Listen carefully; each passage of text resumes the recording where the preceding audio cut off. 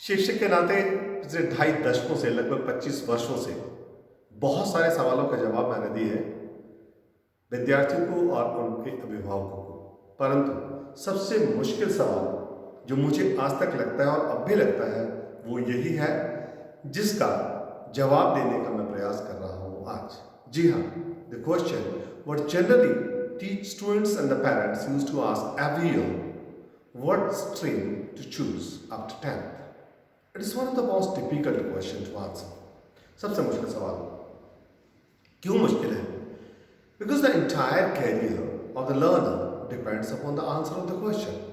किसी विद्यार्थी का संपूर्ण जीवन इस सवाल के जवाब पर निर्भर करता है, इसलिए बहुत ही सेंसिटिव है और and it is a kind of terrorising question. ये बहुत आतंकित करने वाला प्रश्न है। कहीं हमसे गलत सलाह ना चली जाए और बच्चे का भविष्य के ऊपर क्वेश्चन मार्क न लग जाए। Let's see what in fact are the career options we have after 10th और व्हाट आर द स्ट्रीम और the choices we have available after 10th। 10वीं के बाद कौन कौन सी चॉइसेस हमारे पास रहती हैं, पहले इस बात पर चर्चा कर लेते हैं। हमारे पास है साइंस, जिसमें रहते हैं 2, नॉन मेडिकल और मेडिकल। नॉन मेडिकल में करियर के ऑप्शंस के बारे में बात करूं, इसमें आर्किटेक्चर आता है, सिविल इंजीनियरिंग है, इलेक्ट्रिक इंजीनियरिंग है, we have mechanical engineering, we have marine engineering, we have mining engineering, we have aerospace engineering और aeronautics, and in addition to that a lot of other engineering or mini engineering branches. Medical के लिए बात करें MBBS, Ayurvedic, allopathic, dental, homeopathy, pharma, इस तरह की कुछ science के ब्रांचेस हैं। कुछ कंबाइंड हैं जो आप नॉन मेडिकल एंड मेडिकल कहीं से भी कर सकते हो, forestry, agriculture, horticulture, designing, fashion designing, leather designing, furniture designing, etcetera etcetera. We have commerce, specifically CA, CS, BCom. In humanities we have arts, BA, generally in different subjects. इससे additional हमारे पास 10th के बाद options रहती है polytech और ITI. तो जो स्टूडेंट्स का बहुत हाई लेवल नहीं रहता या जो स्टूडेंट्स इमीडिएट स्ट्रीम में जाना नहीं चाहते, पॉलिटेक में भी डियर स्टूडेंट्स आपके पास एवेन्यूज रहते हैं। आप अगर पॉलिटेक डिप्लोमा किसी भी स्ट्रीम में कर लेते हो, then after completing 3 years diploma you can go for BTech. आप बीटेक के लिए जा सकते हैं किसी भी उस पर्टिकुलर स्ट्रीम में जिसमें आपने पॉलिटेक किया है। ओके, वो would be discussing on this issues. अब अगर मैं ह्यूमैनिटीज की बिल्कुल कम बात की, कुछ हमारे पास ऐसे करियर चॉइसेस हैं जो तीनों स्ट्रीम से, ये स्पेसिफिक मैंने कहा कि किस किस स्ट्रीम में आप क्या क्या कर सकते हो। कुछ ऐसे हैं मैनेजमेंट के कोर्सेज हैं, फिजिकल एजुकेशन के courses, BPEd, DPEd, MPEd, journalism and mass communications, music, art and culture, art and crafts, culture, media, electronic media, mass media, इनके बहुत सारे कोर्सेज हमारे पास रहते हैं। मैनेजमेंट पे tour and travel management, business management, business administrations, personal management, finance management और administrations, ये बहुत सारे ब्रांचेस हैं जो किसी भी स्ट्रीम से जाकर के आप यहाँ पे कर सकते हैं। मेडिकल में आपके पास नर्सिंग की भी रहता है पर्टिकुलर चॉइसेस, जिसमें आप बीएससी नर्सिंग या बी फार्मा या डी फार्मा भी कर सकते हो, वो मेडिकल साइंस के चॉइसेस हैं। ओके, अगर मैं इस प्रोस्पेक्टस के हिसाब से एक चॉकआउट करने की कोशिश करूं तो ह्यूमैनिटीज का ये स्कोप रहता है जिसमें हमारे पास ऐसे ऑप्शंस हर जगह है। ह्यूमैनिटीज में सिर्फ एक आर्ट्स, बीए इन पर्टिकुलर सब्जेक्ट आप कर सकते हो। एडिशनल सारे सब जो आपके पास ऑप्शंस है वो ऐसी है जो आप किसी भी और स्ट्रीम से भी कर सकते हो। कॉमर्स में आपके पास इन सारी चीजों को के साथ सीए, सीएस, बीकॉम ये एडिशनल आ जाता है। मेडिकल में आपकी चॉइसेस और आ जाती है, इसमें आपके पास मेडिसिन साइंसेस है, सर्जरी है, डेंटल सर्जरी है, आपके पास होम्योपैथी है, आयुर्वेदिक है, इलेक्ट्रोपैथी है, फार्मास्यूटिकल्स है, नर्सिंग है। नॉन मेडिकल में कुछ कोर्सेज ऐसे हैं जिसमें एग्रीकल्चर, फॉरेस्ट्री, हॉर्टिकल्चर, वो आप यहाँ भी कर सकते हो। और नॉन मेडिकल में थोड़ा सा और ब्रॉड रिस्पेक्ट हो जाता है, यहाँ इंजीनियरिंग की बहुत सारी ब्रांचेस आपके पास आ जाती है जिसमें हमने पहले डिस्कस कर दिया। तो अगर मैं एवेन्यूज की बात करूँ तो सबसे ज्यादा एवेन्यूज हमारे पास नॉन मेडिकल में है, उसके बाद मेडिकल में है, फिर कॉमर्स में, और ह्यूमैनिटीज में हमारे काफी लिमिटेड हो जाता है। तो एवेन्यूज के हिसाब से अगर हम सेलेक्ट करते हैं तो डेफिनेटली है सबका चॉइस एक ही रहता है कि सबसे पहले चॉइस नॉन मेडिकल और सेकंड में आप मेडिकल पे जाते हो। बट हम किसी भी बच्चे को स्ट्रीम के सिलेक्शन सिर्फ एवेन्यूज को देख करके नहीं कर सकते। We also need to assess his choice, his interest and his capabilities. हमें उसकी रुचियां, उसकी क्षमताएं, उन सब चीजों को देखना होगा कि वो उसके हिसाब से कितना वो कर पाएगा कि नहीं।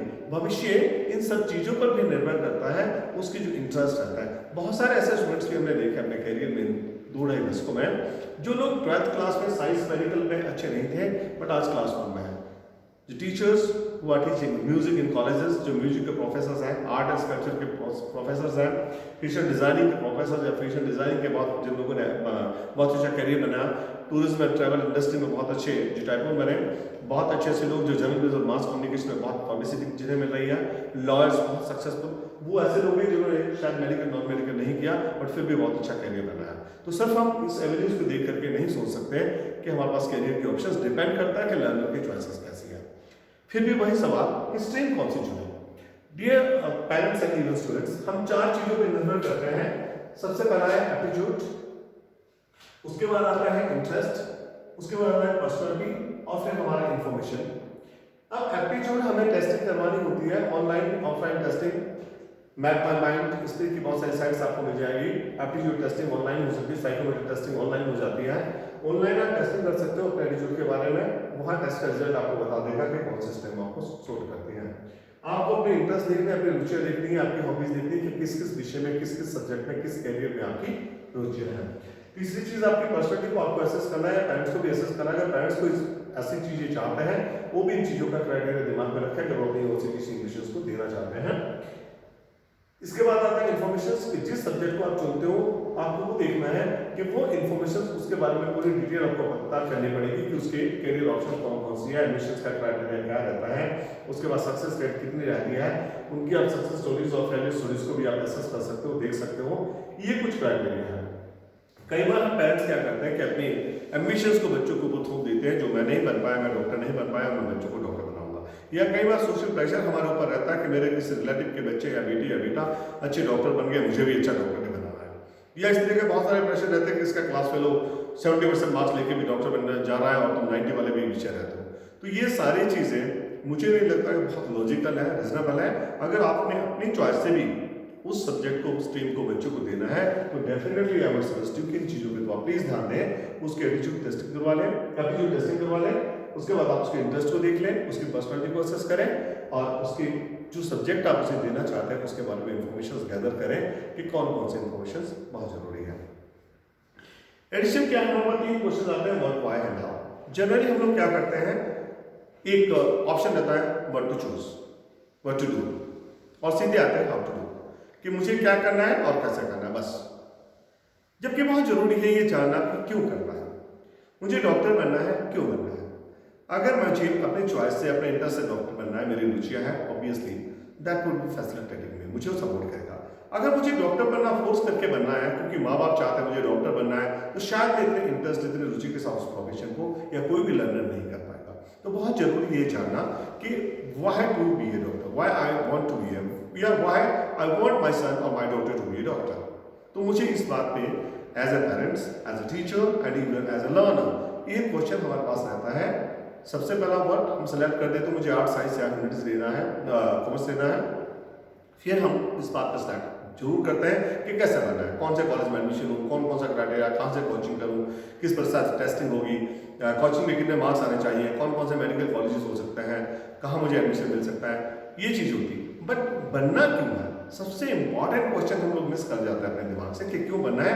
अगर हम इस क्वेश्चन को ईमानदारी से अपने आप से पूछें, as a parents, as a teacher और एज ए लर्नर, तो बहुत ईमानदारी से अगर अपने आप से सवाल किया जाए कि मुझे क्यों इस स्ट्रीम को चूज करना है, क्यों मैं ये stream science, arts, medical, non medical, commerce, humanities ले रहा हूँ, अगर मैं ईमानदारी से इसका जवाब दे दूँ, ऑब्वियसली मेरी चॉइस बहुत सक्सेसफुल रहेगी। तो टू ब्रीफ मैं आप लोगों से रिक्वेस्ट करूँगा, प्लीज आप एप्टीट्यूड टेस्टिंग करवा लें, आप बच्चे की रुचियों को देख लें, उसके व्यक्तित्व को देख लें, उसके उस विषय के बारे में जो आप उसे सिलेक्ट करना चाहते हैं या जो खुद ही बच्चा अपने आप लेना चाहता है वो ये देख लें, उसके बारे में इंफॉर्मेशन बहुत ज़्यादा गैदर करें कि उसे एडमिट करने का क्राइटेरिया, फिर अपनी कैपेसिटीज को देख लें कि मेरी क्षमताएं कितनी है, इंटेलेक्चुअल क्षमताएं कितनी है, मेरी सीटिंग कैपेसिटीज कितनी है, मैं कितना समय दे पाता हूँ। सक्सेस स्टोरी से और फेलियर स्टोरी से आपको पता लग जाएगा कि कौन कौन सी रिक्वायरमेंट उसके लिए एसेंशियल है।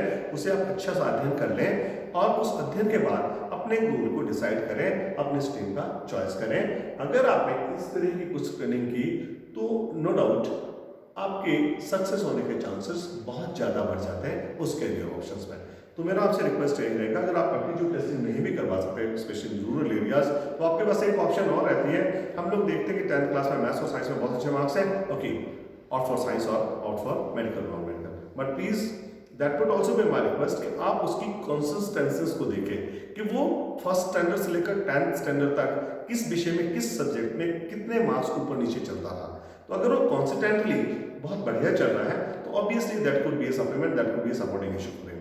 बट कई बार ऐसा आता है कि 10th क्लास के एग्जाम क्रैमिंग से बहुत अच्छे हो जाते हैं, या फॉर्चुनेटली एग्जाम का पेपर बहुत ठीक से आ गया, सुटेबल आ गया and you got good marks, तो आप उसी को क्राइटेरिया लेकर के नहीं चल सकते हैं कि हम इसी चीज को लेकर के उसे हम स्ट्रीम दे दें। तो आपको उसकी कंसिस्टेंट लेवल देखना पड़ेगा लर्निंग का। आप उनके टीचर से बात कर सकते हो, और please be frank with the learner.